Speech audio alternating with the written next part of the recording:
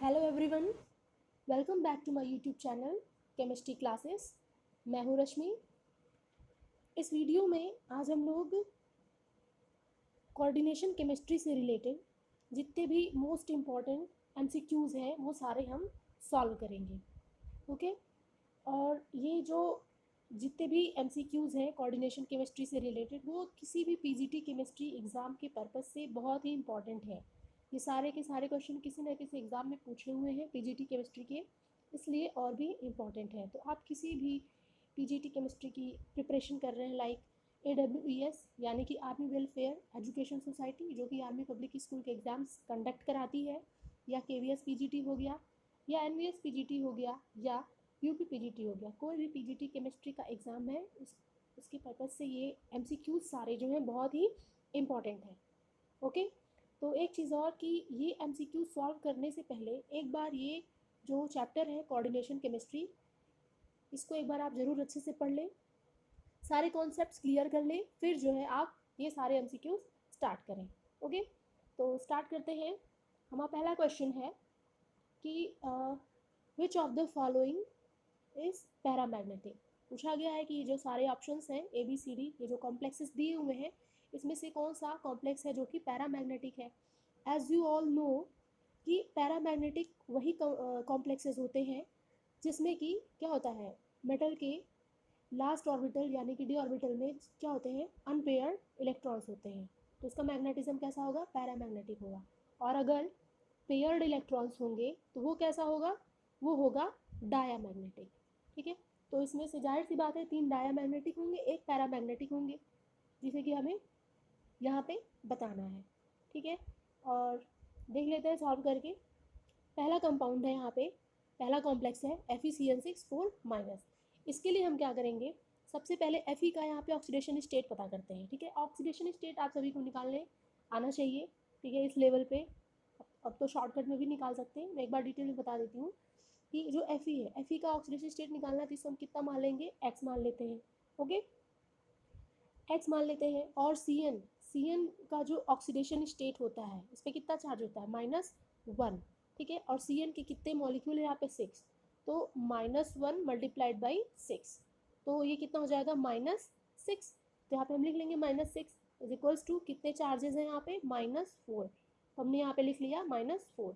तो x यानी कि Fe का जो ऑक्सीडेशन स्टेट हमने x माना है उसकी वैल्यू कितनी आएगी, -6। जब इक्वलिटी के इधर जाएगा तो +6 हो जाएगा, +6 से -4 करेंगे तो वैल्यू कितनी आ जाएगी, 2। तो ये कितना हो जाएगा, +2। यानी कि Fe का जो ऑक्सीडेशन स्टेट आया वो कितना आया, +2। यानी कि इस कॉम्प्लेक्स में जो Fe है वो किस फॉर्म में है, Fe2+ के फॉर्म में है। अब हम इसका देख लेते हैं कॉन्फ़िगरेशन, उसी के बेसिस पे हम बताएंगे कि इसके लास्ट ऑर्बिट में कितने इलेक्ट्रॉन्स हैं। ठीक है। तो इसका कॉन्फ़िगरेशन होता है जो जनरल Fe का कॉन्फ़िगरेशन होता है, इलेक्ट्रॉनिक कॉन्फ़िगरेशन अगर लिखे तो ऑर्गन, यानी कि इसका एटॉमिक नंबर 18 होता है। Fe का कितना होता है, Fe का होता है इलेक्ट्रॉनिक नंबर जो होता है वो होता है 26। ठीक है। तो 18 ये हो गए, फिर यहाँ पे हो गए 4s2, और फिर यहाँ पे हो गया 3d6। ठीक है।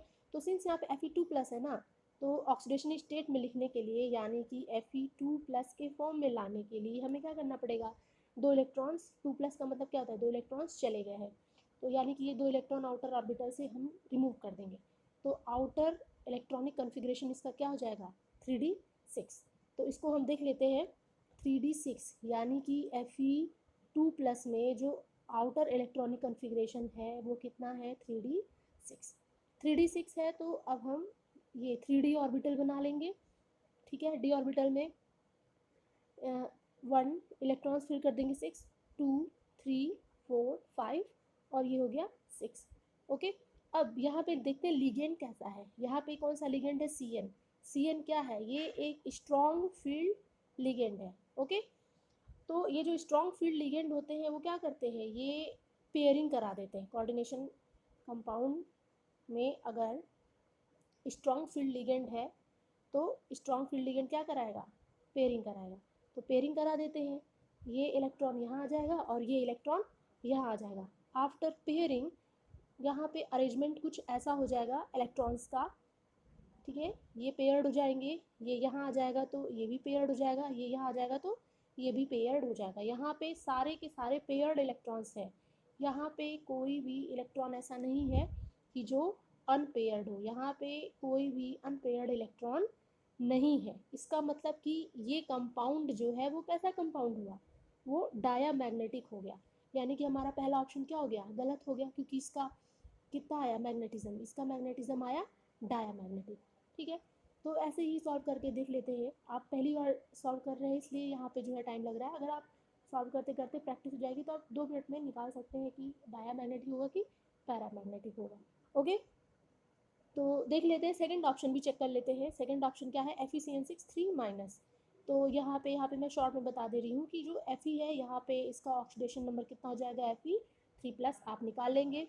आउटर ऑर्बिटल कॉन्फ़िगरेशन हमने क्या देखा था, कितना था 4s2 3d6।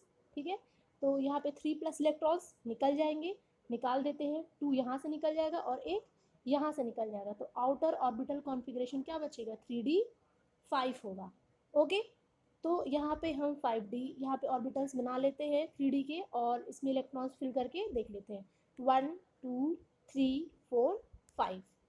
यहाँ पे जो लिगेंड वो भी कैसा है, CN ही है। कैसा है, स्ट्रॉन्ग फील्ड लिगेंड है, तो ये क्या कराएगा, पेयरिंग। ठीक है, तो आफ्टर पेयरिंग हम देख लेते हैं यहाँ पे कितने इलेक्ट्रॉन का होंगे, अरेंजमेंट कैसा होगा इलेक्ट्रॉन्स का। ओके, तो ये इलेक्ट्रॉन यहाँ आ जाएगा, तो ये क्या हो जाएगा, पेयर्ड। फिर ये इलेक्ट्रॉन यहाँ आ जाएगा, ये भी क्या हो जाएगा, पेयर्ड। ठीक है, तो ये यहाँ पे फिर क्या बचा, सिंगल इलेक्ट्रॉन बचा, यानी कि यहाँ पे क्या है, एक अनपेयर्ड इलेक्ट्रॉन है। इसका मतलब कि हमारा जो सेकंड ऑप्शन है Fe3-, ये कैसा है, ये पैरामैग्नेटिक है, क्योंकि इसमें एक क्या है, अनपेयर्ड इलेक्ट्रॉन यहाँ पे है। ठीक है, ऐसे ही नीचे के कॉम्प्लेक्सेस जब आप सॉल्व करेंगे तो ये दोनों जो है वो डायामैग्नेटिक आएगा। तो ये यहाँ पे हमारा करेक्ट ऑप्शन हो जाएगा ऑप्शन ए। तो इसमें पैरामैग्नेटिक कौन हो जाएगा, Fe4-। सेकेंड क्वेश्चन है, the oxidation number of cobalt in KCO4। यहाँ पे ऑक्सीडेशन नंबर निकाल लेते हैं। ऑक्सीडेशन नंबर कैसे निकालेंगे, के का ऑक्सीडेशन नंबर कितना होता है, +1। हमें कोबाल्ट का निकालना है, यानी कि CO का। CO का हम क्या मान लेंगे, X।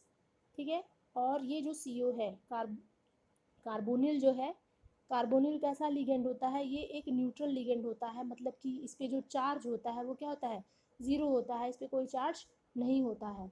तो 0 में अगर हम नंबर ऑफ 4 है कार्बोनिल, यहाँ पे जब इसका मल्टीप्लाई करेंगे तो यहाँ पे वैल्यू कितनी आ जाएगी, 0 आ जाएगी। यहाँ पे कोई चार्ज नहीं है, तो इधर कितना हो जाएगा, 0। तो जब इसे सॉल्व करेंगे तो x की वैल्यू कितनी आ जाएगी, 1 इधर जाएगा, क्या हो जाएगा, -1। तो यहाँ पे x की वैल्यू कितनी आई, -1, यानी कि यहाँ पे जो कोबाल्ट है, यहाँ पे इसका ऑक्सीडेशन स्टेट कितना है, -1। तो यहाँ से ऑप्शन कौन सा सही हो जाएगा, यहाँ से हमारा ऑप्शन नंबर 3 सही हो जाएगा, C-1। बहुत इंपॉर्टेंट क्वेश्चन है। जनरली मेटल्स पे कैसा चार्ज होता है, जनरली मेटल पे पॉजिटिव चार्ज होता है, बट यहाँ पे इस पे कोबाल्ट पे चार्ज कैसा है, -1। ठीक है, नेक्स्ट क्वेश्चन पे चलते हैं। क्वेश्चन नंबर 3 है, vitamin B12 is coordination compound of. Vitamin B12 जो है वो उसमें कौन सा मेटल होता है, और जो मेटल होता है उस पर चार्ज कितना होता है। ठीक है, तो इसका जो ऑप्शन है, हमें पता है कि जो विटामिन B12 होता है, ये क्वेश्चन में पूछा जाता है कि विटामिन B12 में कौन सा मेटल होता है। सबसे पहले तो आपको यही पता होना चाहिए। तो विटामिन B12 में जो होता है मेटल वो होता है कोबाल्ट। ठीक है, लेकिन यहाँ पे क्या पूछ लिया है कि इसमें चार्ज कितना होगा। कोबाल्ट यहाँ पे दिया हुआ है 2, CO2+ भी है और CO3+ भी है। तो आपको ये पता होना चाहिए कि यहाँ पे कौन सा जाएगा, ऑप्शन नंबर जो है B करेक्ट हो जाएगा, CO2+। ठीक है, विटामिन B12 में जो कोऑर्डिनेशन कंपाउंड होता है, ये कोऑर्डिनेशन कंपाउंड होता है किस मेटल का, कोबाल्ट का, जिसपे कि चार्ज कितना होता है, 2+। ठीक है, बहुत इंपॉर्टेंट क्वेश्चन है, आपको ध्यान रखना चाहिए। नेक्स्ट क्वेश्चन है, which of the following act as pi acid ligand.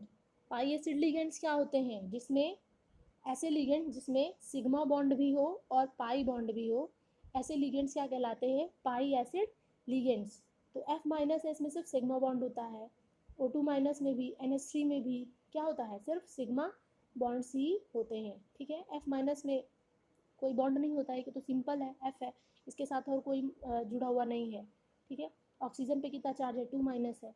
तो यहाँ पे CO जो होता है वो इसमें एक सिग्मा बॉन्ड और 2 पाई बॉन्ड होते हैं। CO ऑक्सीजन के साथ कितने बॉन्ड से जुड़ा होता है, 3 बॉन्ड के साथ जुड़ा होता है, ठीक है। तो ये क्या होता है, ये पाई बॉन्ड होता है और ये क्या होता है, सिग्मा बॉन्ड होता है, ठीक है। तो एक सिग्मा 2 पाई बॉन्ड होते हैं। इसी तरह से जो NO होता है वो भी होता है, C2H4, ये सारे क्या होते हैं, पाई एसिड लिगेंड होते हैं, ठीक है। तो कभी कभी पूछ लेता है पाई एसिड लिगेंड्स क्या होते हैं, तो आपको ध्यान रखना चाहिए, ठीक है। नेक्स्ट क्वेश्चन पे चलते हैं। नेक्स्ट क्वेश्चन है question number 5, how many isomers of this compound can exist. जो कंपाउंड दिया हुआ है, पूछा जा रहा है कि इसके कितने आइसोमर्स होंगे, ठीक है। तो एक जो टॉपिक है कोऑर्डिनेशन कंपाउंड का, कि कोई भी आपको कंपाउंड दे देता है, कॉम्प्लेक्स दे देता है और पूछता है कि बताइए इसमें आइसोमरिज्म कितने होते हैं। मैक्सिमम लोग मिस्टेक कर देते हैं, लेकिन अगर कॉन्सेप्ट क्लियर है तो इसमें मिस्टेक बिल्कुल भी आप नहीं करेंगे, ठीक है। थोड़ा सा इसको डिटेल में देख लेते हैं। जैसे कि हमें पता है कोऑर्डिनेशन कंपाउंड में 2 तरह के आइसोमेरिज्म होते हैं, ठीक है। एक स्ट्रक्चरल आइसोमेरिज्म होता है और एक स्टीरियो आइसोमेरिज्म होता है, ठीक है। जो स्ट्रक्चरल आइसोमेरिज्म होता है उसमें लिंकेज आइसोमेरिज्म होता है, कोऑर्डिनेशन आइसोमेरिज्म होता है, आयोनाइजेशन आइसोमेरिज्म होता है, हाइड्रेशन आइसोमेरिज्म होता है, ठीक है। तो ये सारे आइसोमेरिज्म होते हैं जो आप सिंपली इसमें से देख के पता लगा सकते हैं, ठीक है। आपने पढ़ा होगा तो ये इसके बारे में आप डिटेल जानते होंगे, ठीक है। और जो स्टीरियो आइसोमेरिज्म होता है उसमें 2 टाइप के होते हैं, एक ज्योमेट्रिकल आइसोमेरिज्म होता है और एक ऑप्टिकल आइसोमेरिज्म होता है, ठीक है। तो मैं आपको बता दूं यहाँ कि इसमें इस कॉम्प्लेक्स में जो है वो स्ट्रक्चरल आइसोमेरिज्म नहीं है, ठीक है। कौन सा आइसोमेरिज्म है इसमें, स्टीरियो आइसोमेरिज्म है। ना ही इसमें लिंकेज देखने को मिल रहा है, ना ही कोऑर्डिनेशन, ना ही आयोनाइजेशन, ना ही हाइड्रेशन, ठीक है। तो सिंपली कौन सा हो जाएगा यहाँ पे, स्टीरियो आइसोमेरिज्म, ओके। तो देख लेते हैं स्टीरियो आइसोमेरिज्म में ज्योमेट्रिकल होगा कि ऑप्टिकल होगा। तो फर्स्ट ऑफ ऑल मैं आपको बता दूं कि जो ऑप्टिकल आइसोमेरिज्म होता है वो सिर्फ जो कोऑर्डिनेशन नंबर 6 वाले कॉम्प्लेक्सेस होते हैं वही सिर्फ ऑप्टिकल आइसोमेरिज्म शो करते हैं, ठीक है। बाकी कोऑर्डिनेशन नंबर जो 4 वाले आए होते हैं वो शो नहीं करते हैं, ठीक है, क्योंकि उनमें प्लेन ऑफ सिमेट्री होती है। और ऑप्टिकल आइसोमेरिज्म वही शो करेगा जिसमें प्लेन ऑफ सिमेट्री नहीं होता है, ओके। तो कोऑर्डिनेशन 6 में आप बहुत ही कुछ गिने चुने ही कंपाउंड्स होते हैं जिन्हें आप याद रख सकते हैं और ऐसे क्वेश्चन आने पे आप बता सकते हैं कि इसमें कौन सा आइसोमेरिज्म होगा। तो ऐसे कौन से कॉम्प्लेक्सेस होते हैं जो ऑप्टिकल आइसोमेरिज्म शो करते हैं, ठीक है। तो कुछ एग्जांपल्स मैं दे रही हूँ, लाइक मेटल्स, ये मेटल्स हैं और ये है लिगेंड AA3, ठीक है। तो ये 3 जो है ये एक ऐसा लिगेंड है, ये बाईडेंटेट लिगेंड है। तो बाईडेंटेट लिगेंड है यानी इसकी डेंटिसिटी 2 है। तो 3 का 2 में मल्टीप्लाई करेंगे तो कोऑर्डिनेशन नंबर से कितना आ जाएगा, 6 है, यानी कि ये बाईडेंटेट लिगेंड है। फॉर एग्जांपल इससे रिलेटेड अगर एक कंपाउंड बताऊं तो वो क्या हो जाएगा, जैसे कि कोबाल्ट है En3। तो ये एक ऐसा कॉम्प्लेक्स है जो कि ऑप्टिकल आइसोमेरिज्म शो करेगा, ओके। तो इसी तरह से और भी कई सारे कॉम्प्लेक्सेस होते हैं जो ऑप्टिकल आइसोमेरिज्म शो करेंगे, वो हो जाएंगे जैसे कि MAA यानी कि बाईडेंटेट लिगेंड, और ये क्या हो जाएगा B2। यहाँ पे जो B है वो कैसा लिगेंड है, ये मोनोडेंटेट है, बट ये AA जो है ये कैसा है, बाईडेंटेट लिगेंड है, ओके। और अदर कंपाउंड हो गया जैसे कि MAA2, और ये आप BC ले सकते हैं, यानी कि 2 डिफरेंट मोनोडेंटेट हो गए लिगेंड्स, ओके। और कुछ कंपाउंड्स होते हैं जैसे कि M हो गया, M ये एक ही ले लिया हमने, मोनोडेंटेट ले लिया, ठीक है। और मैं इसे फिर से लिख देती हूँ कि जैसे ऑप्टिकल आइसोमेरिज्म के लिए हो गया MAA3, ठीक है, ये बाईडेंटेट लिगेंड है। एक कॉम्प्लेक्स हो गया MAA2 और यहाँ पे क्या हो गया B2, एक हो गया MAA2BC। इस टाइप के कॉम्प्लेक्सेस हो गए। आगे इस टाइप के कॉम्प्लेक्सेस आएगा मैं आपको एक्सप्लेन करूँगी, फिलहाल आप ये जान लीजिए कुछ इस टाइप के ही होते हैं, ऑप्टिकल आइसोमेरिज्म कम ही होते हैं, इसलिए आप उसको आसानी से याद रख सकते हैं, क्योंकि आइसोमेरिज्म से रिलेटेड कोऑर्डिनेशन कंपाउंड से क्वेश्चंस आ जाते हैं ज़रूर, और हम कन्फ्यूज़न में गलत भी कर देते हैं। ठीक है, आप एक ले सकते हैं MAAB2C, ठीक है, B2C, ये तो एक हो गया, ठीक है, बाइडेंटेट हो गया 2, और ये 2 हो गया, टोटल 6 कोऑर्डिनेशन नंबर हो गए। ठीक है, और एक ये हो गया M, ये भी अगर मोनोडेंटेट ले लिया A2 हो जाएगा, तो ये B2 हो जाएगा, और ये C2। सिर्फ इतने ही कॉम्प्लेक्सेस होते हैं जो कि ऑप्टिकल आइसोमेरिज्म शो करते हैं। ओके, जनरली बाइडेंटेट लिगेंड्स इसमें पाए जाते हैं। मोनोडेंटेट लिगेंड पाए जाएंगे तो कुछ इस टाइप का उसका कॉम्प्लेक्स स्ट्रक्चर होगा। ठीक है, और एक और होता है कंपाउंड जो कि होता है MABCDEF, यानी कि जो 6 लिगेंड्स हैं सारे के सारे डिफरेंट होते हैं। तो इसमें आपको ये याद रखना है, इन सब में 2 ऑप्टिकल आइसोमेरिज्म होंगे, बट इन सब में जो ऑप्टिकल आइसोमेरिज्म होगा वो कितना होता है, 30 होता है। तो इसको आप याद रखेंगे। ठीक है, तो यहाँ से तो ये क्लियर हो गया कि इस टाइप का कोई भी कंपाउंड मैच नहीं हो रहा है, तो इसमें ऑप्टिकल आइसोमेरिज्म भी नहीं होगा। ठीक है, क्योंकि इसमें तो वैसे भी बाइडेंटेट लिगेंड नहीं है, ये भी मोनोडेंटेट है, ये भी मोनोडेंटेट है। ओके, तो यहाँ पे एक ही है ऐसा जिसमें मोनोडेंटेट लिगेंड है, तो यहाँ पे A2 है, और यहाँ पे क्या है, ये 4 है। तो जाहिर सी बात है यहाँ पे ऑप्टिकल आइसोमेरिज्म नहीं है। अगर हम बात करें ज्योमेट्रिकल आइसोमेरिज्म की, तो ज्योमेट्रिकल आइसोमेरिज्म भी कौन शो करता है, कोऑर्डिनेशन नंबर 4 और कोऑर्डिनेशन नंबर 6। इसमें भी गिने चुने ही कॉम्प्लेक्सेस होते हैं, जो अगर आप याद रख लें तो आसानी से आप जो है ज्योमेट्रिकल आइसोमेरिज्म बता सकते हैं। ठीक है, कोऑर्डिनेशन नंबर 4 के कौन से कंपाउंड होते हैं जो कि ज्योमेट्रिकल आइसोमेरिज्म शो करेंगे, सिर्फ 3 कंपाउंड होते हैं, बस आप उसको याद रख लीजिए। जैसे कि हो गया MA2B2, ठीक है, कितने हो गए, 2 ये 2 ये, कोऑर्डिनेशन नंबर कितना हो गया, 4। ओके, जितने नंबर ऑफ लिगेंड्स होते हैं वही क्या होता है, उसके कोऑर्डिनेशन नंबर होता है। ठीक है, जो भी नंबर ऑफ लिगेंड होते हैं अगर उनको डेंसिटी से मल्टीप्लाई कर दे तो कोऑर्डिनेशन नंबर निकल के आ जाता है। ठीक है, तो यहाँ MA2B2 टाइप का हो गया। ठीक है, और कितने आइसोमेरिज्म होंगे ये भी बताना पड़ता है, तो ये इसके 2 आइसोमेरिज्म बनते हैं, सिस और ट्रांस। इसी तरह से एक और होता है MA2BC, ठीक है, इसके भी कितने आइसोमेरिज्म होते हैं, 2। और एक और कंपाउंड होता है कोऑर्डिनेशन नंबर 4 का, जिसको आप याद रखिए, ये होता है MABCD। ये भी एग्जाम में पूछा जाता है। ठीक है, इसके जो आइसोमर होते हैं, टोटल नंबर ऑफ आइसोमर्स 3 होते हैं, एक सिस होता है, एक ट्रांस होता है, और एक सिस ट्रांस का मिक्सचर होता है। तो कोऑर्डिनेशन नंबर में ये तीनों कंपाउंड के टाइप जो होते हैं वही ज्योमेट्रिकल आइसोमेरिज्म शो करते हैं। ओके, तो यहाँ पे ये भी नहीं होगा, इन तीनों में से भी नहीं होगा कोऑर्डिनेशन नंबर 4, तो इसका है नहीं। इसका कोऑर्डिनेशन नंबर कितना है, 4 ये 2 ये, कितने टोटल इसके कोऑर्डिनेशन नंबर हो गए, 6 हो गए। ओके, तो यानी कि ऐसे ज्योमेट्रिकल आइसोमेरिज्म शो करेंगे। लेकिन यहाँ पे पूछा क्या है, how many isomers of this, यानी कि कितने आइसोमर्स बनेंगे, तो यानी कि कोऑर्डिनेशन नंबर 6 वाला है, तो ज्योमेट्रिकल आइसोमेरिज्म का कोऑर्डिनेशन नंबर 6 का भी देख लेते हैं। ठीक है, इसमें भी आप कंपाउंड्स याद कर लीजिए, आपको क्वेश्चंस लगाने में बहुत ही आसानी होगी। ठीक है, तो इसमें थोड़े ज़्यादा कंपाउंड्स हैं, आप एक जगह इसको नोट कर लें और याद कर लें, और ये भी याद रखिए कि कितने सारे आइसोमर्स ये बनाएंगे। ठीक है, तो जो फर्स्ट टाइप का है मैं बता दूँ, वो होता है पहली चीज़ तो ये कि MA6, यानी कि ये मोनोडेंटेट लिगेंड है। MA6 टाइप का जो भी कंपाउंड होगा वो ज्योमेट्रिकल आइसोमेरिज्म शो नहीं करेगा, या कोई MA5B टाइप का हो गया, ये भी ज्योमेट्रिकल आइसोमेरिज्म नहीं शो करेगा। तो इन दोनों को तो आप निकाल ही दें। अगर मान लीजिए आपसे पूछ लेता है कोई इस टाइप का कॉम्प्लेक्स, तो क्या हो जाएगा, जैसे कि यहाँ पे NH4 है, NH4 की जगह NH5 होता और H2O एक ही होता, तो ये कोई भी आइसोमेरिज्म शो नहीं करता। ओके, लेकिन यहाँ पे ऐसा नहीं है, तो ये 2 टाइप के कंपाउंड तो कोई भी आइसोमेरिज्म शो नहीं करेंगे। ठीक है, तो बाकी बचे कंपाउंड्स देख लेते हैं, कौन कौन से ऐसे कंपाउंड्स हैं कोऑर्डिनेशन नंबर 6 के जो ज्योमेट्रिकल आइसोमेरिज्म शो करेंगे। तो आप उसको एक जगह नोट कर लें, जैसे कि पहला कंपाउंड हो गया MA4B2। ठीक है, ये 2 ज्योमेट्रिकल आइसोमेरिज्म शो करते हैं।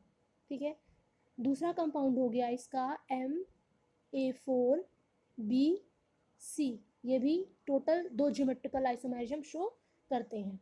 ओके, और एक हो गया MA3B3, ये भी 2 ज्योमेट्रिकल आइसोमेरिज्म शो करते हैं।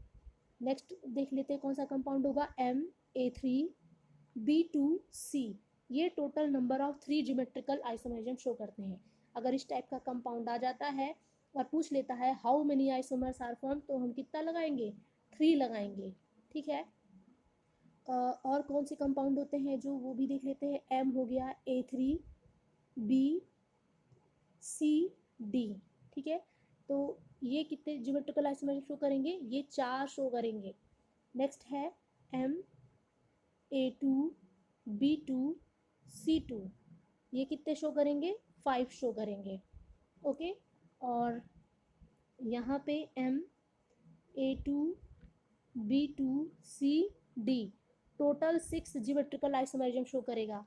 और एक हो गया MA2BCDE, ठीक है, याद रहे ये कितना है, A2BCDE, ये टोटल 9 ज्योमेट्रिकल आइसोमेरिज्म शो करता है। तो ये कुछ इतने सारे कंपाउंड्स हैं कोऑर्डिनेशन नंबर 6 जो कि ज्योमेट्रिकल आइसोमेरिज्म शो करते हैं। इससे रिलेटेड क्वेश्चन सभी आगे आएंगे और आप आसानी से उसको सॉल्व कर सकते हैं। ठीक है, तो अब देख लेते हैं कि ये कंपाउंड जो है किससे मैच करता है। ये जो CO है इसको हम क्या मान लेते हैं, M, और ये क्या है A, यानी कि MA4 हो गया, और ये क्या है B2 हो गया, MA4B2, ये क्या है MA4B2। कितने ज्योमेट्रिकल आइसोमेरिज्म है इसके, 2, यानी कि हमारा आंसर यहाँ से मिल गया। Okay, how many isomers of this compound can exist, कितना आया, 2, तो आंसर क्या हो जाएगा इसका, 2। क्लियर है, तो ये सारी चीज़ें बहुत ही इंपॉर्टेंट है आइसोमेरिज्म से रिलेटेड। बच्चे आइसोमेरिज्म कोऑर्डिनेशन कंपाउंड के आइसोमेरिज्म में बहुत कंफ्यूज रहते हैं। ठीक है, तो कंफ्यूज नहीं होना है, सिंपल सा कॉन्सेप्ट है, आप उसको प्रैक्टिस करेंगे बहुत आसानी से आपको याद हो जाएगा। और एग्ज़ाम में आइसोमर से रिलेटेड क्वेश्चंस ज़रूर पूछ लेता है कभी कभी, हमारा एक नंबर ऐसे ही चला जाता है पढ़ा लिखा हुआ। ओके, तो यहाँ पे क्वेश्चन नंबर 5 का जो आंसर हो जाएगा वो क्या हो जाएगा, ऑप्शन A, यानी कि कितने आइसोमर्स होंगे इसके, 2। वो दोनों कौन से होंगे, एक सिस होगा और एक ट्रांस होगा। ठीक है, अब इससे रिलेटेड अब जो भी क्वेश्चन आएंगे आइसोमर से वो आसानी से अब हो जाएंगे। क्लियर है इतना। नेक्स्ट क्वेश्चन देखते हैं क्या है, question number 6, which of the following ligands will form a stable complex with Ln3 plus ion। Ln3 का मतलब है यहाँ पे लैंथेनाइड्स। ठीक है, जो लैंथेनाइड्स होते हैं उनके साथ पूछा गया है कि ये जो चारों लिगेंड्स हैं कौन सा लिगेंड इसके साथ स्ट्रॉन्ग कॉम्प्लेक्स या स्टेबल कॉम्प्लेक्स बनाएगा। ठीक है, एक चीज़ बता दें आपको कि जो स्मॉल मेटल होते हैं, स्मॉल मेटल के साथ स्मॉल लिगेंड जो होता है, लिगेंड हो रहा है यहाँ पे, आयन एनायन की बात नहीं हो रही है, यहाँ पे मेटल और लिगेंड्स की बात हो रही है। तो अगर मेटल स्मॉल है तो, और उसके बाद से यहाँ पे लिगेंड भी अगर स्मॉल है तो क्या होगा, ये एक स्टेबल कंपाउंड बनाएगा। इसी तरह से अगर मेटल जो है वो लार्ज है तो उसके साथ हमें लिगेंड भी कैसा चाहिए, उसके साथ हमें लिगेंड भी कैसा चाहिए, लार्ज चाहिए। ठीक है, तो वो कैसा कंपाउंड बनाएगा, वो स्टेबल कॉम्प्लेक्स बनाएगा। ठीक है, तो लार्ज मेटल के साथ लार्ज लिगेंड, स्मॉल मेटल के साथ स्मॉल लिगेंड स्टेबल कॉम्प्लेक्स बनाते हैं। ठीक है, अगर हम स्मॉल मेटल के साथ लार्ज लिगेंड ले लें तो वो अनस्टेबल होगा। ठीक है, और अगर लार्ज मेटल के साथ स्मॉल लिगेंड ले लें तो भी क्या होगा, अनस्टेबल होगा, वो फिट नहीं आएंगे, रिपल्शन और अट्रैक्शन की वजह से वो डिस्टॉर्टेड हो जाएंगे। ठीक है, तो यहाँ पे लेंथेनाइड की बात कर रहा है, तो लेंथेनाइड सीरीज़ आपको पता है, लेंथेनाइड और एक्टिनाइड्स क्या होते हैं, ये लार्ज मेटल्स होते हैं। ठीक है, तो सिंपल सी बात है, अगर मेटल लार्ज है तो इसमें जो इस लिगेंड्स में से जो भी लार्ज लिगेंड होगा वही हमारा ऑप्शन हो जाएगा। तो लार्ज लिगेंड कौन होगा सब में, तो H2O है, मोनोडेंटेट लिगेंड है, ये स्मॉल लिगेंड है। CO भी सिंगल है, मोनोडेंटेट लिगेंड है, ये भी क्या है, स्मॉल है। C2H4 ये भी क्या है, स्मॉल लिगेंड है। पर ये क्या है, ट्राइफिनाइल फॉस्फीन है, PPSC, ये एक लार्ज लिगेंड है। ठीक है, लार्ज लिगेंड है तो लार्ज लिगेंड जो है लार्ज मेटल के साथ आसानी से क्या करेगा, स्टेबल कॉम्प्लेक्स बनाएगा। अगर इस लार्ज लिगेंड को हम स्मॉल मेटल के साथ लेंगे तो स्टीयरिक हिंड्रेंस होगा, ठीक है। लार्ज मेटल के साथ कोई स्टीयरिक हिंड्रेंस नहीं होगा। तो ये ट्राइफिनाइल फॉस्फीन का स्ट्रक्चर कुछ ऐसा होता है। आप देख सकते हैं कि इसका स्ट्रक्चर जो है कितना बड़ा है, जो कि अगर हम स्मॉल मेटल के साथ यूज़ करेंगे तो क्या होता है, स्टीयरिक हिंड्रेंस होता है। इसके पास एक लोन पेयर ऑफ इलेक्ट्रॉन होता है, ठीक है। तो ये क्या करता है, इसी मेटल को डोनेट कर देता है, यानी कि ये एक लार्ज लिगेंड है, इसलिए ये लेंथेनाइड के साथ क्या करेगा, स्टेबल कॉम्प्लेक्स बनाएगा। बाकी उसके कंपैरिजन में बाकी लिगेंड्स क्या है, स्मॉल ही हैं। तो स्मॉल लिगेंड अगर लार्ज मेटल के साथ कॉम्प्लेक्स बनाएंगे तो वहाँ पे क्या होगा, स्टेबल कॉम्प्लेक्स नहीं बनेगा। और ये सिंस ये कि ये बड़ा लिगेंड है तो लार्ज मेटल के साथ आसानी से स्टेबल कॉम्प्लेक्स बना सकता है। तो क्वेश्चन नंबर 6 का आंसर हो जाएगा, वो हो जाएगा option number D, PPS3 triphenyl phosphine बोलते हैं इसको। ओके, नेक्स्ट क्वेश्चन देखते हैं, question number 7, the oxidation number of central metal atom in Wilkinson catalyst. ये कोऑर्डिनेशन कंपाउंड में अक्सर विल्किंसन कैटेलिस्ट से रिलेटेड क्वेश्चन पूछते हैं। तो सबसे पहली चीज़ हमें ये पता होनी चाहिए कि विल्किंसन कैटेलिस्ट क्या होता है। विल्किंसन कैटलिस्ट होता है, उसका जो फॉर्मूला होता है RH, और ट्राइफेनिल फास्फीन जो होता है PPH3, 3 होते हैं, और एक होता है Cl, ठीक है। अगर इसका हम नॉमेनक्लेचर करें तो क्या हो जाएगा, अगर इसका हम नॉमेनक्लेचर करें तो हो जाएगा ट्राइफेनिल फॉस्फीन क्लोरिडो रोडियम, और लास्ट में उसका हम क्या लिख देते हैं, ऑक्सीडेशन स्टेट। तो अब यहाँ पे ऑक्सीडेशन स्टेट ही पूछा है तो हम निकाल लेते हैं ऑक्सीडेशन स्टेट क्या होगा, बहुत सिंपल है। रोडियम का ही पूछा है तो रोडियम का हम क्या मान लेंगे, ऑक्सीडेशन स्टेट X मान लेंगे। PPS3, अभी इसके बारे में हमने क्या बताया, कैसा लिगेंड होता है, ये एक न्यूट्रल लिगेंड होता है, मतलब किस पे कोई चार्ज नहीं होगा। तो चार्ज जब जीरो है तो 3 मॉलिक्यूल से मल्टीप्लाई भी करें तो कितना आएगा, ज़ीरो आएगा। तो प्लस कोई चार्ज नहीं है तो ये ज़ीरो, प्लस Cl है, Cl पे कितना चार्ज होता है, -1, तो ये -1 लिख लेते हैं, इज इक्वल्स टू 0, यहाँ पे कोई चार्ज नहीं है, ठीक है। तो x की वैल्यू कितनी आ जाएगी, ये इधर जाएगा तो +1, यानी कि यहाँ पे जो रोडियम है विल्किंसन कैटेलिस्ट का, उसका ऑक्सीडेशन स्टेट कितना हो जाएगा, +1। तो हमारा ऑप्शन नंबर ए क्या हो जाएगा, करेक्ट हो जाएगा, ठीक है। देखिए यहाँ पे 7 का ऑप्शन नंबर 1 करेक्ट, +1।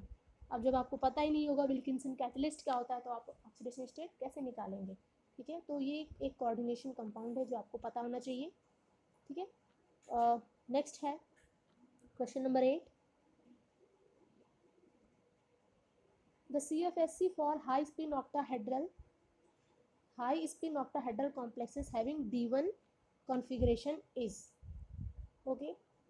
तो यहाँ पे आपको पता होना चाहिए कि जो हाई स्पिन कॉम्प्लेक्स होता है वो किससे बनता है, किस टाइप के लिगेंड से बनता है। हाई स्पिन का मतलब हो गया कि इसमें जो इलेक्ट्रॉन्स हैं ऑर्बिटल्स में, वो कैसे इलेक्ट्रॉन्स हैं, वो अनपेयर्ड इलेक्ट्रॉन्स हैं। और अनपेयर्ड इलेक्ट्रॉन किसकी प्रेजेंस में होते हैं, वीक फील्ड लिगेंड है तभी अनपेयर्ड इलेक्ट्रॉन्स ज़्यादा होंगे।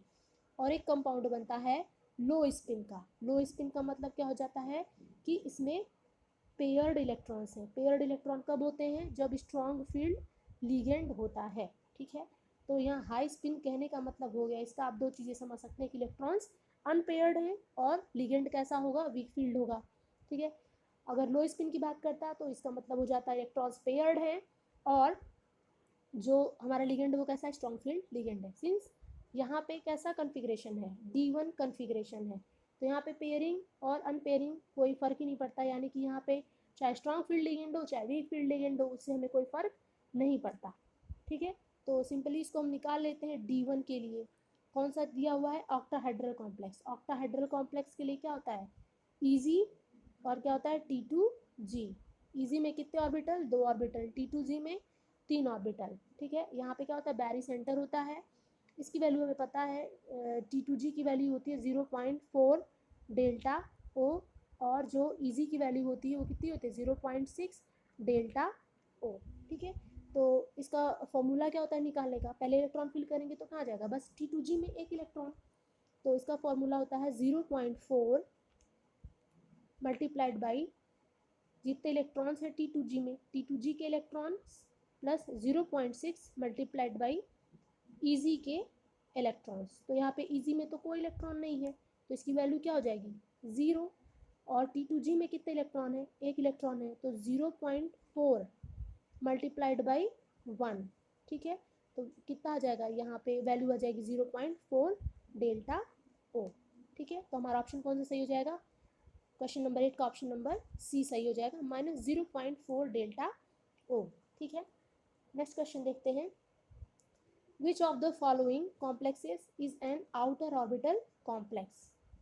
अब यहाँ पे भी आप यहाँ से पकड़ सकते हैं outer orbital complex. Outer orbital complex कौन बनाता है, आउटर ऑर्बिटल कॉम्प्लेक्स वही बनाते हैं, कैसे लिगेंड्स होंगे, वो वीक फील्ड लिगेंड होते हैं, ठीक है। और जो इनर ऑर्बिटल कॉम्प्लेक्स बनाते हैं वो स्ट्रॉन्ग फील्ड लिगेंड्स होते हैं, ठीक है।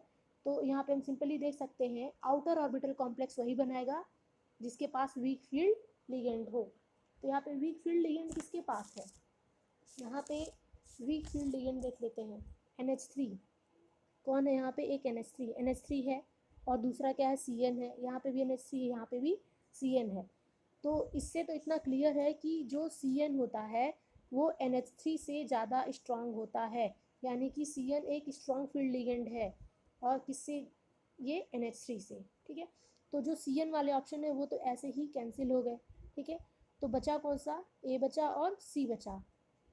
NH3 क्या है, NH3 वीक फील्ड, NH3 का क्या है एक इम्पॉर्टेंट चीज़ कि जो NH3 है ये कहीं कहीं पे वीक फील्ड लिगेंड की तरह काम करता है और कहीं कहीं पे स्ट्रॉन्ग फील्ड लिगेंड की तरह काम करता है। तो इन दोनों कंपाउंड्स में से एक के साथ वीक फील्ड लिगेंड की तरह काम करेगा और एक के साथ स्ट्रॉन्ग फील्ड लिगेंड की तरह काम करेगा, ठीक है। तो जो NH3 है ये कुछ ही मेटल के साथ as a strong field ligand काम करता है। तो वो मेटल कौन से हैं आप नोट कर लीजिए, NH3 जो है वो कोबाल्ट हो गया, कॉपर हो गया, कैडमियम हो गया और आयरन हो गया। इन चारों मेटल्स के साथ ये जो NH3 है ये एक स्ट्रॉन्ग फील्ड लिगेंड की तरह काम करता है, और इसके अलावा जितने भी मेटल्स होंगे उनके साथ ये वीक फील्ड लिगेंड की तरह काम करेगा। तो यहाँ पे CO क्या है, CO है, तो CO के साथ यहाँ पे NH3 स्ट्रॉन्ग फील्ड लिगेंड की तरह काम करेगा। बाकी मैग्नीज यानी कि अदर मेटल्स, सॉरी यहाँ पे है जो निकिल, निकिल के साथ जो NH3 होगा वो एक वीक फील्ड लिगेंड की तरह काम करेगा। और अभी हमने बताया कि आउटर ऑर्बिटल कौन से कॉम्प्लेक्सेस बनाते हैं, वीक फील्ड लिगेंड के कॉम्प्लेक्सेस बनाते हैं, ठीक है।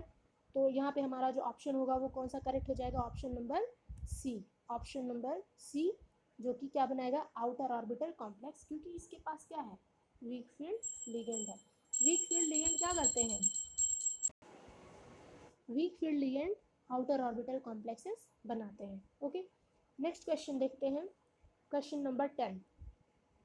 इसमें पूछा गया zero magnetic moment of octahedral K2NiF6 is due to, मतलब कि यहाँ पे इसका जो मैग्नेटिक मोमेंट आएगा वो कितना आएगा, 0 आएगा। तो किस में से, इन चारों ऑप्शंस में से किसकी वजह से आएगा। तो सबसे पहला काम हम यहाँ पे निकल का क्या करेंगे, ऑक्सीडेशन स्टेट निकालेंगे।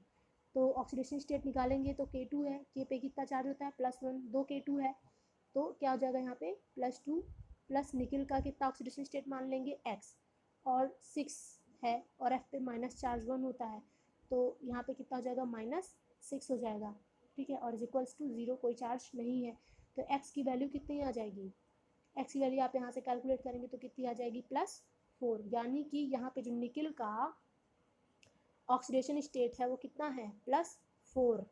तो हमें यहाँ से ये पता चल जाता है कि जो निकल +4 ऑक्सीडेशन स्टेट में है, तो अगर हम इसका इलेक्ट्रॉनिक कन्फिग्रेशन लिखें तो कितना आएगा, निकल का इलेक्ट्रॉनिक कन्फिग्रेशन होता है नॉर्मल ऑर्गन 4s2 3d8, क्योंकि निकल का एटॉमिक नंबर कितना होता है 28 होता है।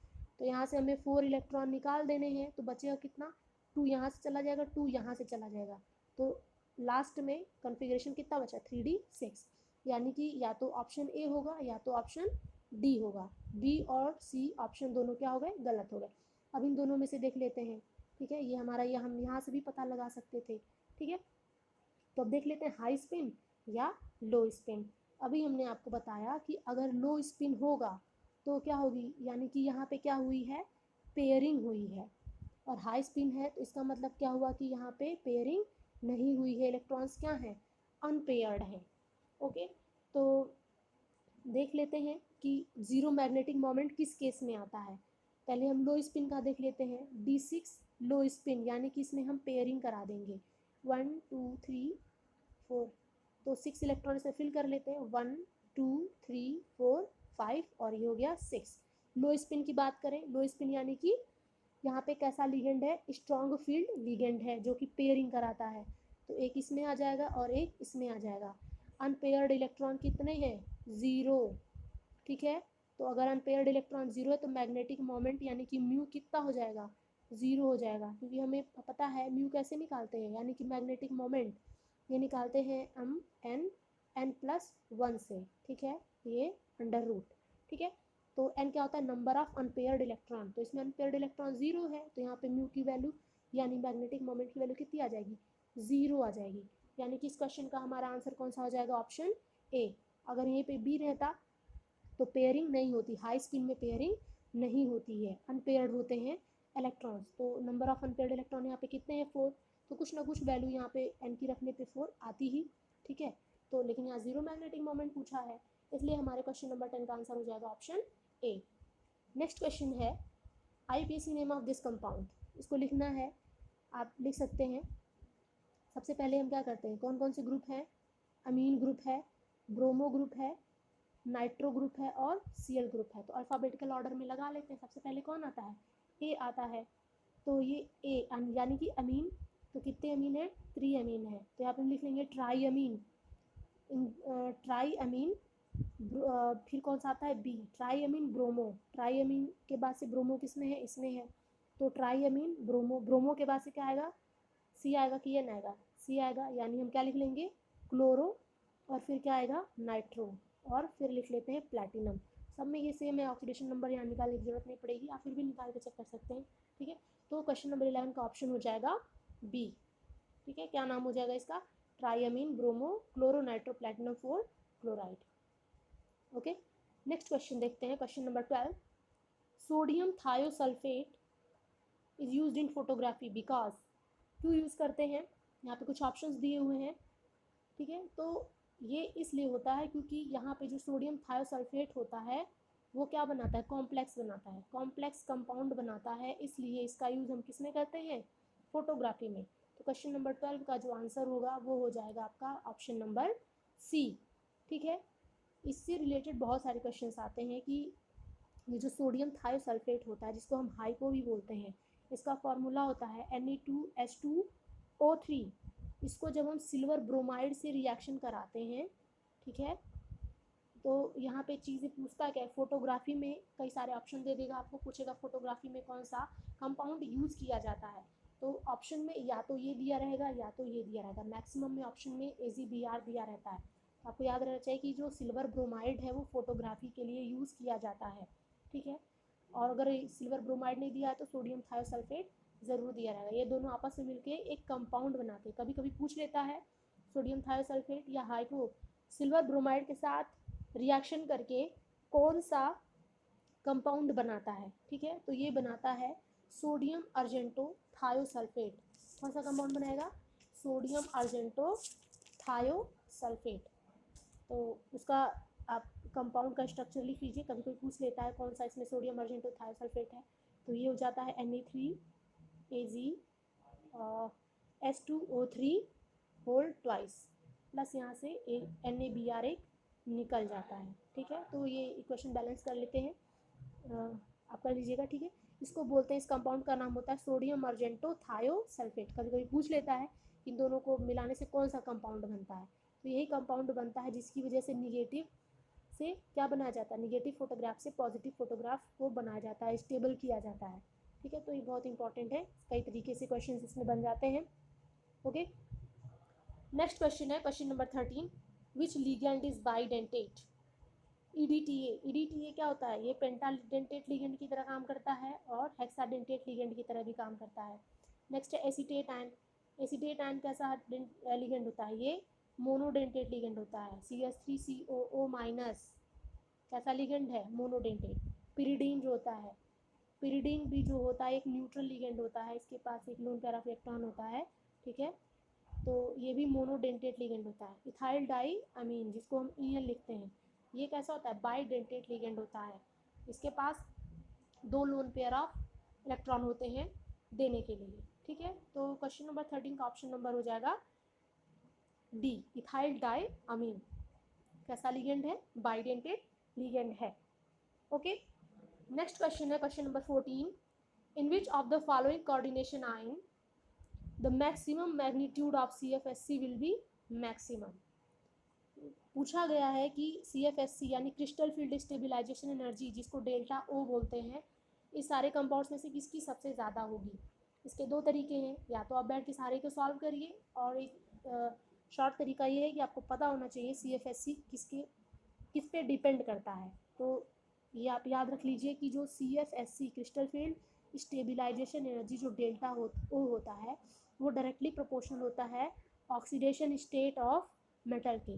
जिस मेटल का ऑक्सीडेशन स्टेट सबसे ज़्यादा होगा उसका CFSC भी क्या होगा, ज़्यादा होगा।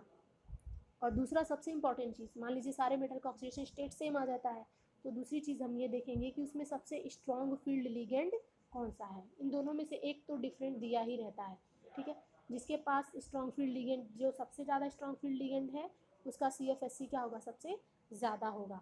एक चीज़ और आप यहाँ पे ध्यान रख सकते हैं कि ये इन्वर्सली प्रोपोर्शनल होता है। CFSC जो होता है वो इन्वर्सली प्रोपोर्शनल होता है नंबर ऑफ डी इलेक्ट्रॉन्स के। डी ऑर्बिटल में जितने भी इलेक्ट्रॉन्स होंगे, अगर नंबर ज़्यादा है तो उनका CFSC कम होगा, और कम है तो CFSC ज़्यादा होगा। आप यहाँ से भी ऐसे भी निकाल सकते हैं। तो सिंपली हम स्ट्रॉन्ग फील्ड ऑक्सीडेशन स्टेट भी निकालना ही पड़ेगा, उससे अच्छा हम देख लेते हैं कौन सा स्ट्रॉन्ग फील्ड लिगेंड है, किसके पास वीक फील्ड लिगेंड है, वहाँ से हम ईजिली इसको निकाल सकते हैं, ठीक है। तो यहाँ पे अरेंज कर लेते हैं। H2O दिया हुआ है, NH3CN, C2O4। CN क्या है, सबसे स्ट्रॉन्ग फील्ड लिगेंड है। उसके बाद से कौन सा है, C2O4 है।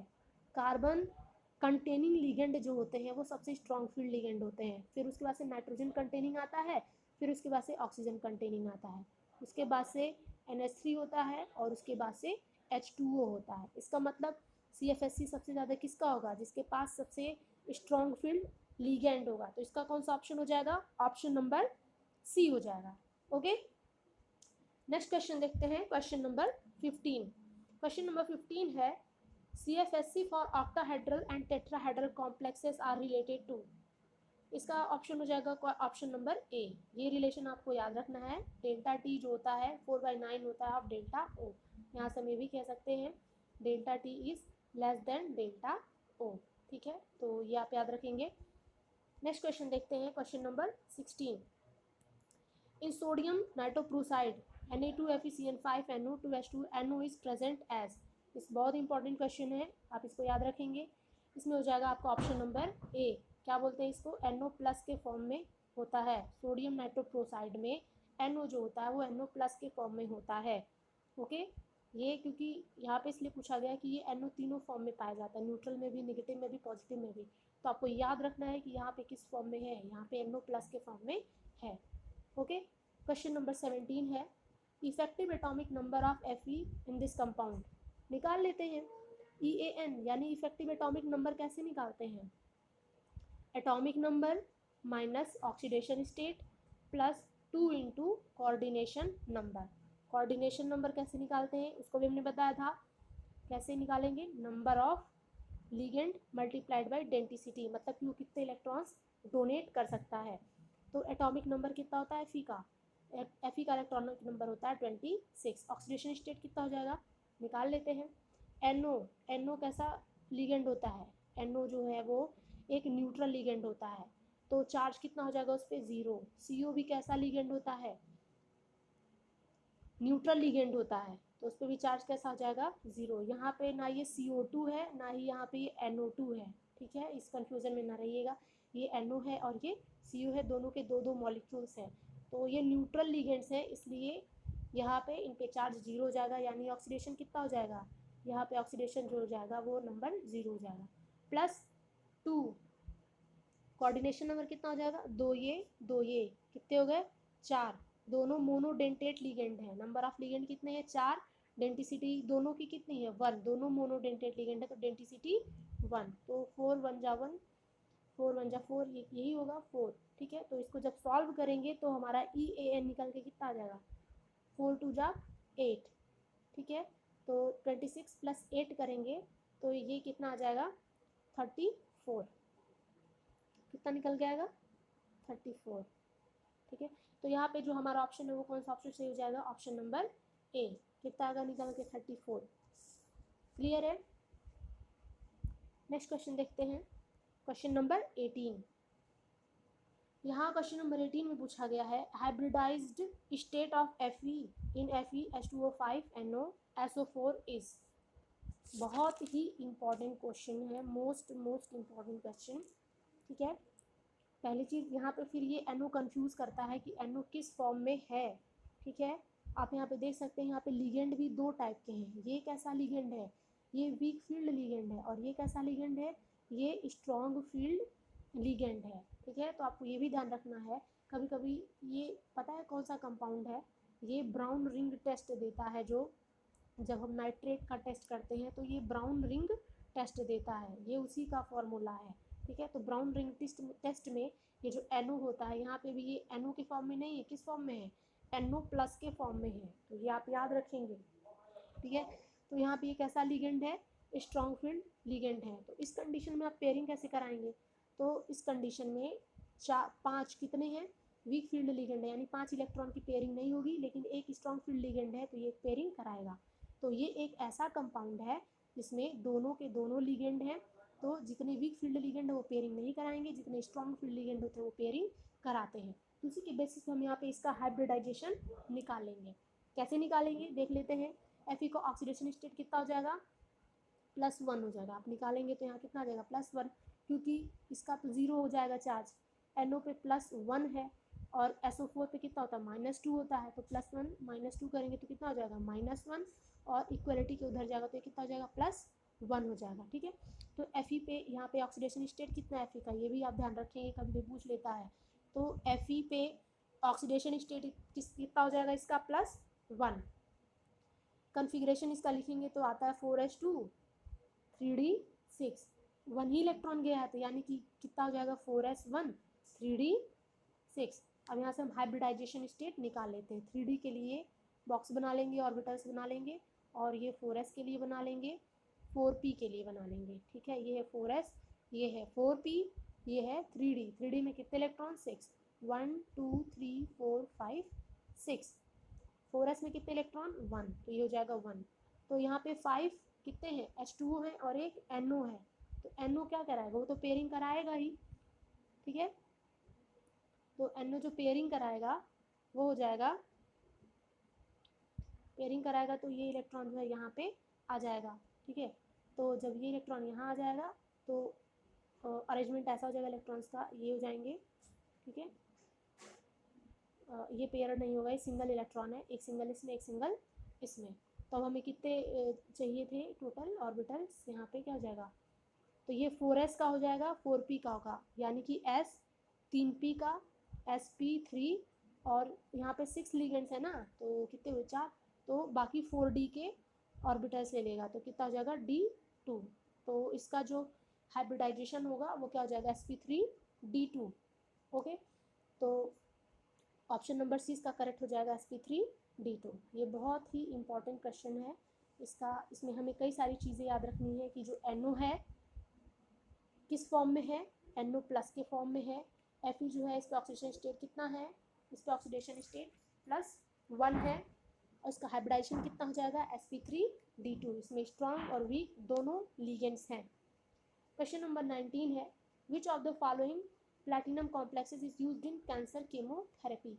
ये भी एक इंपॉर्टेंट क्वेश्चन है, तो इसका ऑप्शन हो जाएगा ऑप्शन नंबर ए सिस PtCl2NH3। इसका यूज़ कहाँ किया जाता है, कैंसर में। एक ऐसा कोऑर्डिनेशन कंपाउंड है जिसका कीमोथेरेपी, कैंसर कीमोथेरेपी में यूज़ किया जाता है। इसको शॉर्ट में बोलते हैं, एक और नाम होता है सिस प्लैटिन। ठीक है, नेक्स्ट क्वेश्चन है question number 20। The d orbital will split under trigonal bipyramidal ligand field into कितने लेवल्स में टूटेगा।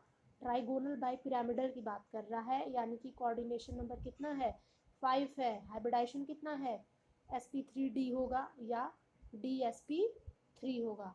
तो कोऑर्डिनेशन नंबर 5 के लिए इलेक्ट्रॉन्स कितने लेवल्स में टूटेगा, हमने पढ़ा हुआ है कि कोऑर्डिनेशन नंबर 6 यानी कि जो होता है ऑक्टाहेड्रल, जिसका हाइब्रिडाइजेशन क्या होता है sp3d2 या d2sp3।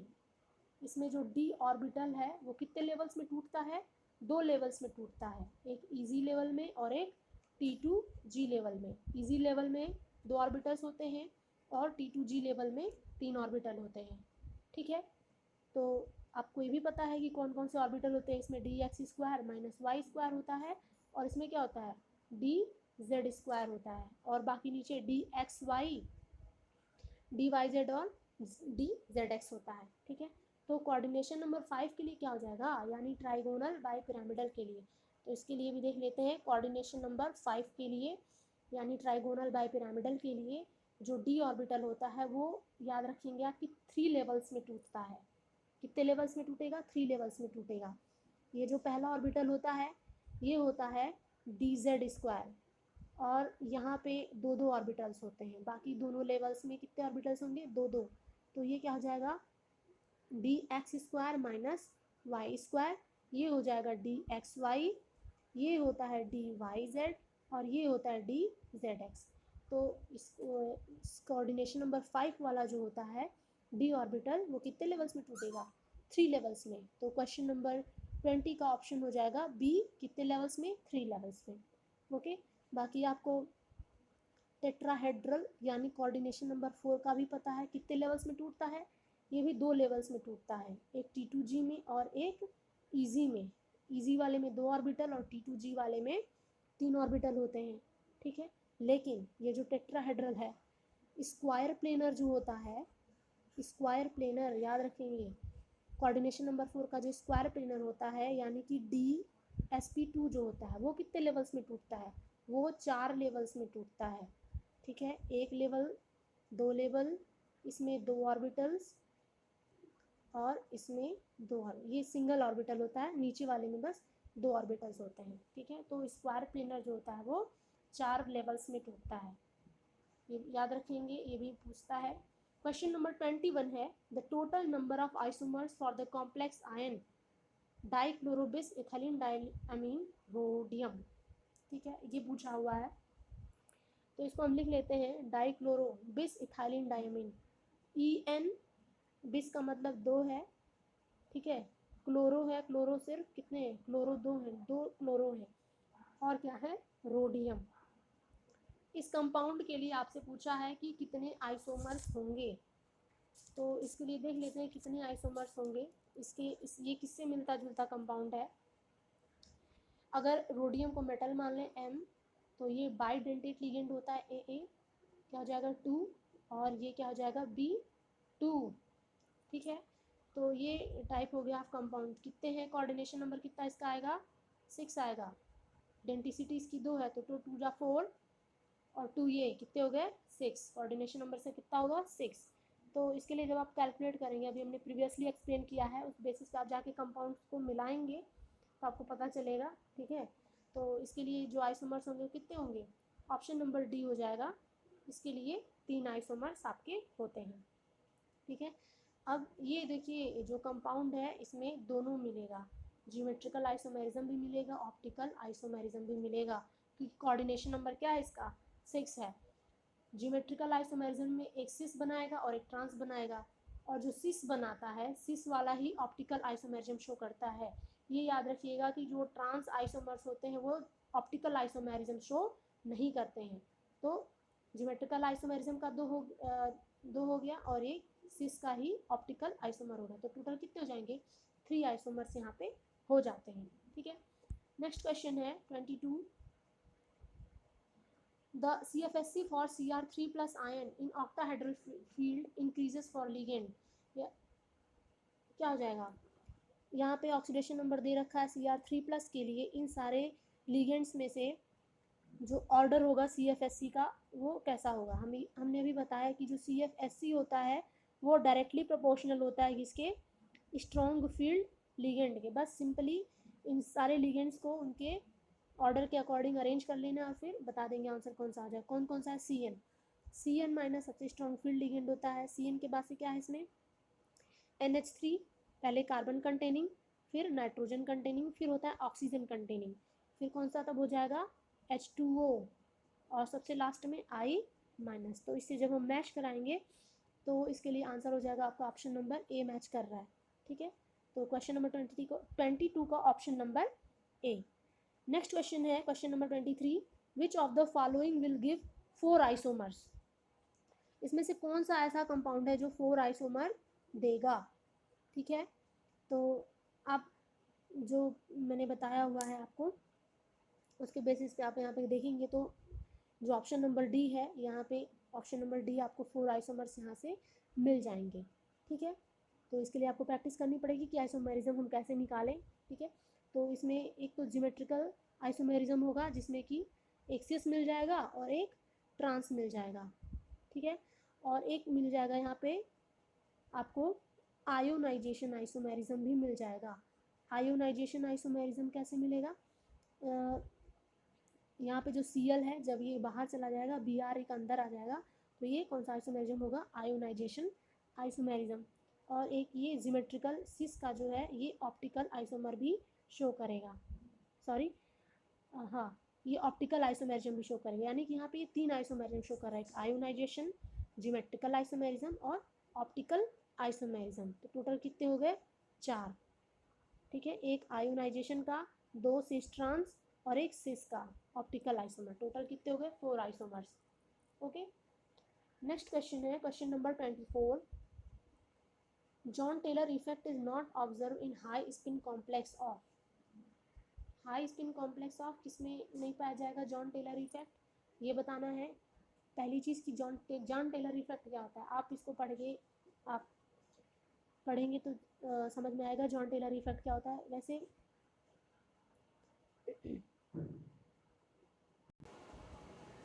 इसमें क्या होता है कि जब कोई ऑर्बिटल में इलेक्ट्रॉन सिमेट्रिकली अरेंज नहीं होते हैं, ठीक है, तो वहाँ पे क्या होता है? डिस्टॉर्शन होता है। तो उस डिस्टॉर्शन की वजह से जो इफेक्ट क्रिएट होता है उसको हम जॉन टेलर इफेक्ट कहते हैं। ठीक है, जैसे कुछ ऑर्बिटल्स होते हैं जिसमें इलेक्ट्रॉन्स सिमेट्रिकली अरेंज होते हैं, तो वहाँ पे जॉन टेलर इफेक्ट नहीं पाया जाएगा। जहाँ पे सिमेट्रिकली अरेंज नहीं होते हैं वहाँ पे जॉन टेलर इफेक्ट पाया जाएगा। यहाँ पे है कुछ ऑप्शंस की हेल्प से हम बताते हैं कि जैसे D4 दिया हुआ है। D4 का मतलब क्या हो गया? यहाँ पे 1 2 3 4, ये 3D हो गया, और ये क्या हो गया? यहाँ पे किस में दिया हुआ है? हाई स्पिन कॉम्प्लेक्स में दिया हुआ है। तो हाई स्पिन कॉम्प्लेक्स का मतलब हो गया वीक फील्ड लिगेंड। तो आपको यहाँ पे 2 ही टाइप के मिलते हैं, T2G और EZ। T2G में 3 ऑर्बिटल्स होते हैं और EZ में, और ये जो जॉन टेलर इफेक्ट है वो ऑक्टाहेड्रल कंपाउंड में ही देखने को मिलता है, जिसको ऑक्टाहेड्रल डिस्टॉर्शन भी बोल सकते हैं जॉन टेलर इफेक्ट को। तो ये T2G का हो जाता है और ये EZ का हो जाता है। हम कैसे पता करेंगे कि किसमें सिमेट्रिकल है और किसमें अनसिमेट्रिकल है? तो पहले D4 लेके देख लेते हैं। तो 1 2 3, हाई स्पिन का मतलब क्या हो गया कि हमारा लिगेंड कैसा है? वीक फील्ड लिगेंड है, यानी कि ये पेयरिंग नहीं कराएगा। तो पेयरिंग नहीं कराएगा तो चौथा इलेक्ट्रॉन यहाँ चला जाएगा। अगर स्ट्रॉन्ग फील्ड लिगेंड होता है, लो स्पिन होता, तो चौथा इलेक्ट्रॉन यहाँ पे आकर के पेयर्ड हो जाता, पर ऐसा नहीं है। तो यहाँ पे सिमेट्रिकल नहीं है, इसमें 3 इलेक्ट्रॉन है, इसमें 1 ही इलेक्ट्रॉन है, तो ये एसिमेट्रिकल है। ठीक है, लेकिन सबसे ज़्यादा सिमेट्रिकल किस में होगा? सबसे ज़्यादा अनसिमेट्रिकल किस में होगा? हम उसको देख लेते हैं। एक कौन सा है? D9 है। D9 इसमें भी पेयरिंग नहीं होगी। 1 2 3 4 5 6 7 8 9, ये भी क्या है? अनसिमेट्रिकल है। ये भी क्या है? अनसिमेट्रिकल है। तो इसमें पूछा है जॉन टेलर इफेक्ट किस में पाएगा, यानी इसमें भी थोड़ा सा पाया जाएगा, इसमें भी पाया जाएगा। उसके बाद से D8। D8 में देख लेते हैं 1 2 3 4 5 6, ठीक है, और D7 में कर लेते हैं D8 1 2 3 4 5 6 7, ये हो जाएगा 7 और ये हो जाएगा 8। और D8 का D7 का भी देख लेते हैं 1 2 3 4 5 6 7। तो आप इसमें से देख सकते हैं सबसे ज़्यादा अनसिमेट्रिकल कौन सा है। सबसे ज़्यादा अनसिमेट्रिकल इसमें आपको मिलेगा D8, यानी कि ये इसमें आधे भरे हुए हैं आधे खाली हैं, ठीक है। यहाँ पे भी एसिमेट्री है लेकिन एक इलेक्ट्रॉन की वजह से है, यहाँ पे भी एक इलेक्ट्रॉन की वजह से है, ठीक है। तो इसका जो ऑप्शन हो जाएगा आपका ऑप्शन नंबर सी हो जाएगा, Jahn Teller effect observed in D8। Okay, next question है which is outer orbital complex in the following complexes. Outer orbital complexes के लिए हमने क्या बताया कि वीक फील्ड लिगेंड इसमें से कौन होगा, ये आप देखेंगे। तो आपको पता है CN भी स्ट्रॉन्ग फील्ड लिगेंड है, ये भी CN क्या है, स्ट्रॉन्ग फील्ड लिगेंड है। NH3 कैसा है, वीक फील्ड लिगेंड है। तो वीक फील्ड लिगेंड एक ऐसा कॉम्प्लेक्स बनाते हैं, आउटर ऑर्बिटल कॉम्प्लेक्स बनाते हैं। तो इसका हो जाएगा आंसर ऑप्शन सी। क्लियर है। नेक्स्ट क्वेश्चन देखते हैं। According to Werner, in complex compounds, option A, primary valency is non-ionizable, option B है secondary valency is ionizable, option C है primary valency is ionizable, और option D ये both primary and secondary valencies are ionizable। ठीक है, तो इसमें correct option जो हो जाएगा वो हो जाएगा आपका ऑप्शन नंबर सी, कि जो प्राइमरी वैलेंसी होती है ना वो आयोनाइजेबल होती है, और जो सेकेंडरी वैलेंसी होती है वो नॉन आयोनाइजेबल होती है। ये क्या शो करती है, ये कोऑर्डिनेशन नंबर को शो करती है, और जो प्राइमरी वैलेंसी होती है वो ऑक्सीडेशन स्टेट को शो करती है। तो इसका करेक्ट ऑप्शन हो जाएगा option number C. Next question है inner orbital complexes are formed when the ligand is, अभी हमने बताया आउटर कॉम्प्लेक्स कौन बनाते हैं, weak field ligand. Inner orbital complex कौन बनाते हैं, स्ट्रॉन्ग फील्ड लिगेंड। तो जाहिर सी बात है यहाँ पे कौन सा ऑप्शन हो जाएगा, ऑप्शन नंबर ए, स्ट्रॉन्ग। कौन से लिगेंड, स्ट्रॉन्ग फील्ड लिगेंड के जो कॉम्प्लेक्सेस होंगे वो इनर ऑर्बिटल कॉम्प्लेक्सेस बनाते हैं। ठीक है, नेक्स्ट क्वेश्चन है question number 28, the metal which does not form polynuclear carbonyl. इसको आप याद रखेंगे, इसका हो जाएगा ऑप्शन नंबर ए, मैग्नीज। ये जो मैग्नीज होता है ये पॉलीन्यूक्लियर कार्बोनिल कंपाउंड्स नहीं बनाता है, बाकी जो आयरन है, क्रोमियम है, कार्बोनेट है, ये तीनों जो है मेटल पॉलीन्यूक्लियर कार्बोनिल बनाते हैं। नेक्स्ट है CFSC and magnetic moment value for an octahedral D7 ion in high spin state is. ठीक है, हाई स्पिन कॉम्प्लेक्स होगा, हाई स्पिन कॉम्प्लेक्स में जो है D7 के लिए कौन सा इसमें सही होगा। आई थिंक यहाँ पे जो क्वेश्चन है, हाँ, मैग्नेटिक मोमेंट पूछा है और क्या पूछा है, CFSC पूछा है कि D7 के लिए कौन सा ऑप्शन सही होगा। हाई स्पिन का मतलब क्या हो गया, वीक फील्ड लिगेंड है, यानी कि पेयरिंग नहीं हो रही है, D7 में पेयरिंग नहीं हो रही है। तो निकाल के देख लेते हैं D7 जिसमें कि पेयरिंग नहीं हो रही है, ऑक्टाहेड्रल है, ऑक्टाहेड्रल में क्या हो जाएगा ईजी, और यहाँ पे क्या हो जाएगा T2G, ईजी में और T2G में। तो पेयरिंग तो होनी नहीं है, और इलेक्ट्रॉन्स कितने हैं 7, तो 1 2 3 4 5 6 और 7। कैलकुलेट कर लेते हैं 0.4 क्या हो जाएगा यहाँ पे 0.4, यहाँ पे देखिए यहाँ पे बटे में दिया हुआ है, अपॉन में दिया हुआ है, तो इसको देख लेते हैं। तो दो तरीका होता है सॉल्व करने का, जैसे कि जो D ऑर्बिटल होगा स्प्लिट होगा वो ईजी और T2G में ब्रेक होगा। ठीक है, तो ये हो जाएगा 2।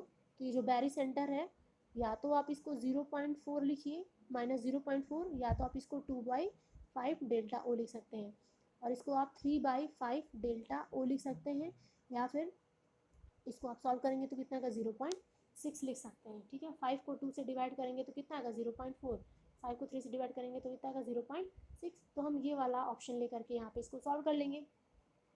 तो 2/-2/5 मल्टीप्लाइड बाई कितने इलेक्ट्रॉन्स इसमें 1 2 3 4 5 6 7, कितने इलेक्ट्रॉन्स इसमें काउंट करेंगे तो टोटल इलेक्ट्रॉन्स कितने हैं T2G के 5 इलेक्ट्रॉन्स हैं, प्लस 3/5 मल्टीप्लाइड बाई कितने इलेक्ट्रॉन्स हैं 2 मल्टीप्लाइड बाई 2, और यहाँ पे क्या होता है डेल्टा O। इसको सॉल्व करेंगे तो वैल्यू आ जाएगी 5 से 5 कट जाएगा, 5 2 -10 -10 प्लस 3/5 ठीक है। 3 2 जा 6, तो यहाँ पे कितना आ जाएगा 6 हो जाएगा, ये 3 2 जा 6। तो -10 से 6 करेंगे कितना आएगा 4/5। ये माइनस नहीं भी लिखा जाता है कहीं कहीं, ठीक है। तो यहाँ पे आंसर कितना आएगा 4/5 डेल्टा ओ। तो 4/5 डेल्टा ओ यानी या तो ए होगा या तो बी होगा, ये दोनों ऑप्शन कैंसिल हो गए, ठीक है। CFSE हमारा कितना आया 4/5 डेल्टा ओ। अब यहाँ से मैग्नेटिक मोमेंट निकाल लेते हैं, यानी कि म्यू निकाल लेते हैं। Mu number of unpaired electron कितने हैं 1 2 और 3, ठीक है। तो ये हो जाएगा 3 + 1, ठीक है, √। तो यहाँ से जब हम कैलकुलेट करेंगे तो जो म्यू की वैल्यू है वो आपकी आ जाएगी 3.8, यानी कि हमारा जो यहाँ पे ऑप्शन होगा इसके लिए वो हो जाएगा ऑप्शन ए हमारा करेक्ट हो जाएगा क्वेश्चन नंबर 29 के लिए, ठीक है। नेक्स्ट क्वेश्चन देखते हैं, the oxidation number of cobalt in CO4। I think ये क्वेश्चन रिपीट हो गया है, अभी हमने प्रीवियसली इसको सॉल्व किया, इसके लिए हो जाएगा ऑप्शन नंबर सी, ये पाया था -1। क्वेश्चन नंबर 31 है, which complex has square planar structure, ठीक है। कौन सा कॉम्प्लेक्स है इसमें जिसका स्क्वायर प्लेनर स्ट्रक्चर है। तो आप इसको सॉल्व करेंगे तो इसके लिए आपका ऑप्शन आ जाएगा ऑप्शन नंबर सी, ठीक है। आप इसको सॉल्व करके देख लेंगे, NiCl4 2- का जो आंसर आएगा वो क्या है स्क्वायर प्लेनर स्ट्रक्चर आएगा, ठीक है। क्वेश्चन नंबर 32 है, अमंगस्ट NiCO4 NiCl4 2- और NiCl2-, इसमें से जो है मैग्नेटिज्म उसके अकॉर्डिंग बताना है कि कौन सा करेक्ट होगा, ये स्टेटमेंट इन सब के बारे में कौन सा करेक्ट है। तो इसके लिए जो है ऑप्शन नंबर जो सी है वो करेक्ट हो जाएगा, कि देखिए यहाँ पे CO है, ठीक है, और यहाँ पे कौन सा है CN है, ये दोनों स्ट्रॉन्ग फील्ड लिगेंड हैं। तो ये क्या कराएंगे पेयरिंग कराएंगे, पेयरिंग कराएंगे तो हमारा कंपाउंड कैसा हो जाएगा डायामैग्नेटिक होगा। आप इसको सॉल्व करेंगे, सॉल्व करने पे आपको इनका जो मैग्नेटिज्म मिलेगा वो कैसा मिलेगा डायामैग्नेटिक मिलेगा। और जो Cl4 है जाहिर सी बात है ये वीक फील्ड लिगेंड है, तो पेयरिंग कराएगा नहीं, तो मैग्नेटिज्म कैसा मिलेगा पैरामैग्नेटिज्म मिलेगा, ठीक है। तो 32 जो है इसके लिए ऑप्शन आपका हो जाएगा करेक्ट सी, कि ये दोनों जो है डायमैग्नेटिक होंगे और ये जो NiCl4 है ये पैरामैग्नेटिक होगा। क्लियर है। अगर हमारा वीडियो पसंद आया हो तो लाइक शेयर एंड सब्सक्राइब ज़रूर करें, थैंक यू।